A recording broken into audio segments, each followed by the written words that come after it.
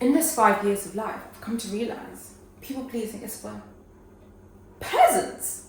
You don't want to be a peasant. Hear me out. So I was watching this video and there were just two ladies. I think they were celebrities, I don't know.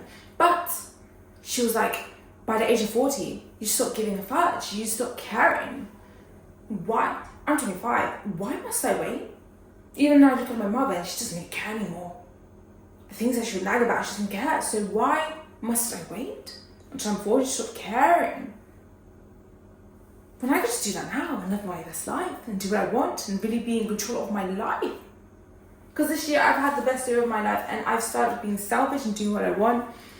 And I've started slowly and then quickly getting everything that I want, achieving everything that I want. So, people pleasing, I shall not do that anymore. And hear me out again, as someone who's lived with narcissists, they will deem you as a peasant if you're people pleasing them all the time. So you've got to be careful for that. So I'm going to show you how that can be done. And if you're a woman, most of my subscribers are ladies, but women that behave don't make it in history. So I'm going to do my thing. Why is people pleasing killing your growth? I said your growth. People pleasing teaches the world that your needs are negotiable. Let that sink in. It means you have no lack of boundaries. You're easy to be controlled. You're just a rug on the floor that people could just walk on you. Being the youngest in the family, I understand what that means. Let me be clear. When I mean people pleasing, I'm referring to a relationship where you're always giving, and the person's always taking.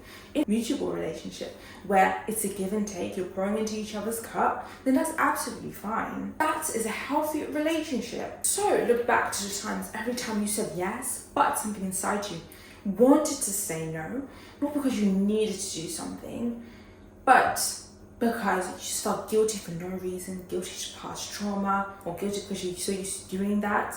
But a little bit of you dies inside. It dissolves inside. Your wants, your desires, it somewhat dissolves and it dies inside. And you start losing a piece of you every time you keep doing that. And you feel like you're some rug on the floor, but you're not doing that today. Power isn't found in being liked. It's found in being real. So in my people-pleasing course where you can gain back your spine and straighten up your chest and let the world know that this is who you are, you don't like this and you don't like that, and that you're someone with boundaries. Number 1, you're going to identify your approval addictions. Wherefore art thou, I know I didn't use that term correctly, but where did this people-pleasing mindset come from? Who are you afraid of disappointing? Your boss, your family, your friends, yourself, your pet, who knows? List them. Because seriously, awareness is power. If you don't know where you're leaking energy, you can't patch the hole. And ask yourself, how did you feel when you couldn't set up to do your people-pleasing ways? Did it hurt? Did it make you upset? Did it make you feel lesser than, less human, less of the being that you are? Did it make you feel like an NPC? Like you have no personality? Like you are just a chewing gum under the school table that gets left in the cold? Ask yourself. Scream into a pillow, cry it out, why? Because that is the old you. This is the fun part. Create a hell no list. Not hell no. Hell no. So let's start off small. Write down 5 things you've done in terms of people pleasing. Mine look like this. Most of them I probably already do, like guys, I like to do what I want. But the first one would be saying no to events I don't want to go to. Like if my friend doesn't want to go to something, I'm like, thank you for letting me know. I also find she wants to go to sport park, but she's like, no, I'm too scared. That's fine, because I can find someone who's more interested, because I'm trying to go on all the rides, so thank you for saying no. Second will be pretending to agree in conversation. Sometimes I know we want to do that because we just want to get through the conversation and we're not both to start an argument or debate because I don't care enough. The third thing is laughing at jokes that aren't funny. Sometimes you're in a situation and just to be light or just to keep the pace going, laughing at conversations that aren't funny. Sometimes learn to like not overdo it. Sometimes do it just to make the person feel good. But if it's to an excess, just a cute chuckle. Oh, that seemed funny. You don't have to laugh and force it out. The fourth thing would be doing favors out of guilt. And this is in a case where they've never poured into your cup, but they're wanting you to pour into their cup. when they've never done anything for you. That's my list. What's yours? Step 3 is to rewire your response. Here's a game changer. So instead of defaulting to say yes, give it a moment and say, let me think about it. Sometimes you say yes for no reason, or out of fear, out of anxiety, or you can't be asked to make a proper decision. But just say, give me a moment, or give me some time to think about it. During that time, you start building courage. Your inner voice, your inner consciousness starts telling you, girl, you don't want to go, okay? You don't want to do this, okay? You don't want to execute the situation. Then you can start thinking logically.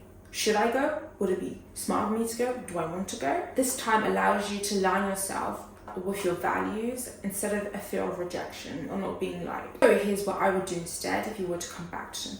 What I would do is negotiate with them. Can we do something that we can mutually enjoy? I do this with my friends, like we don't like something, then we'll come to a mutual understanding or we'll come to mutual choice of something that we can do together that we'll both enjoy. If the second thing is, let's say, they choose the activity, I'll ask, can we go to this restaurant so we can both enjoy some aspect of the time that we want to spend together. Let's say at work you're busy, you can request to push a deadline, as you most likely can't say no, so request if you can have more time. The thing you could do is just disagree. At some point you have your own opinion, they have their own opinion, so you just disagree politely, just say, this is just how I view, I've respected your opinion, so please respect mine. For example, my parents most likely want children, but I want to make money, especially in this economy. If someone says no to you, then they should respect your no and you should respect theirs. The fourth thing you can do is practice micro backbones. So as you should know, confidence isn't built overnight, but it's built in reps, so repetition. So you can start with small boundaries. So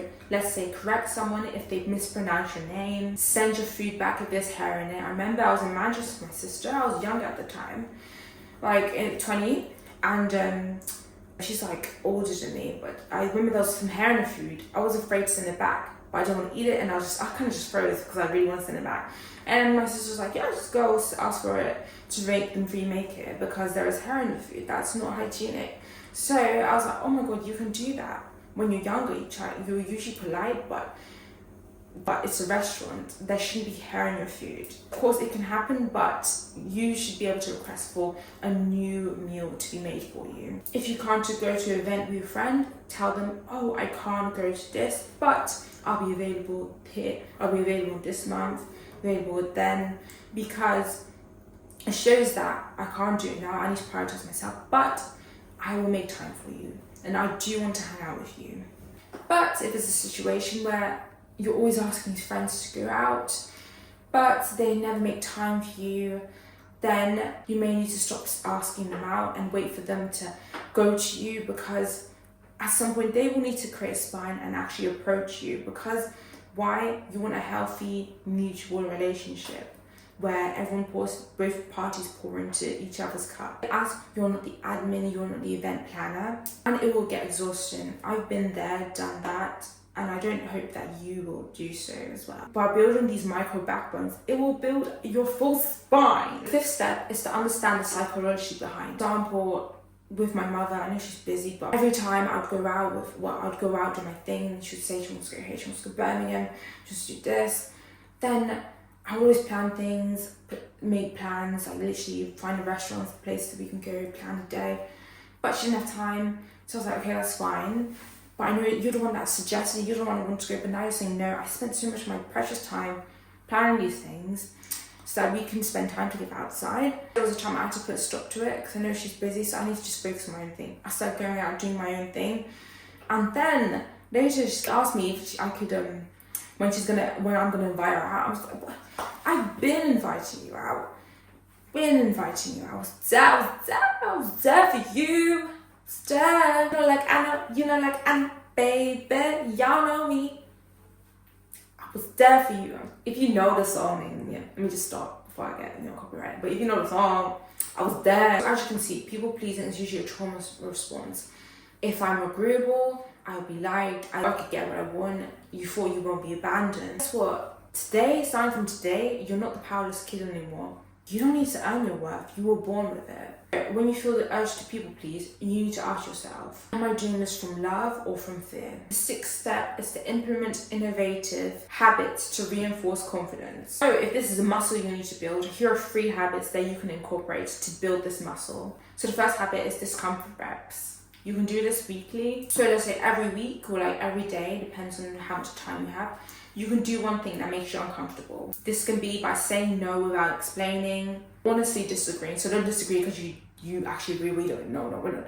But honestly disagreeing. Or asking for what you need, or asking for a genuine favor. It's not something fake, or not testing them, just a genuine favor that you need. By doing this, you can also track your reps, create a list of reference, and see if this is improving or making you more confident and just not being as people-pleasing as you were before. The second habit is mirror affirmations, but this is with a little twist. So instead of generic affirmations, tell yourself, I don't owe anyone an explanation for honoring myself.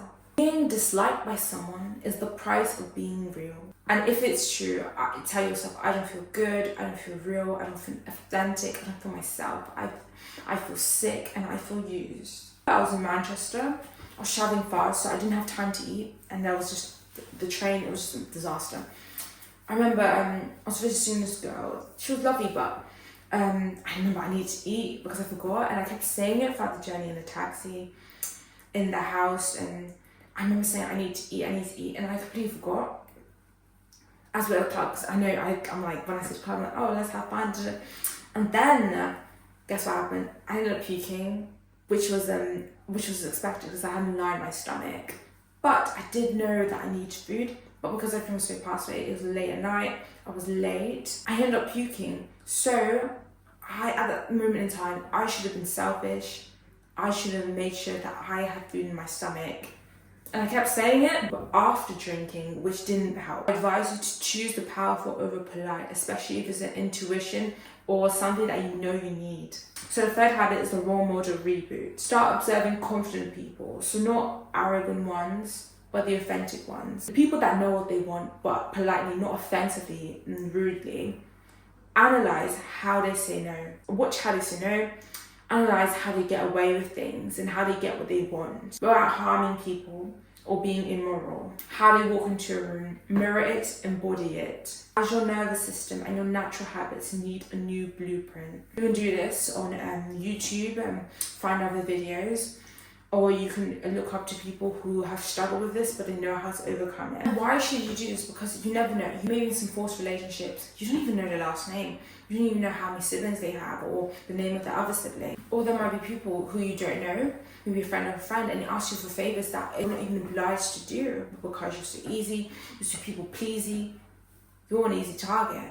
People pleasing can be a prison, but you're the one holding the keys. So get out of it. So this is how you reclaim your spine. Say no, say yes, but only when you mean it. The world doesn't need another agreeable ghost. It needs you, fully authentic, fully yourself, fully living your best life, fully seen, and unshakably real, intentional, and strategic. Hit that subscribe button if you're done being spineless and ready to level up for more self-improvement videos. And don't forget to hit that like, comment, and subscribe if you felt a vibe. That was the end of the video, and sparkle babes!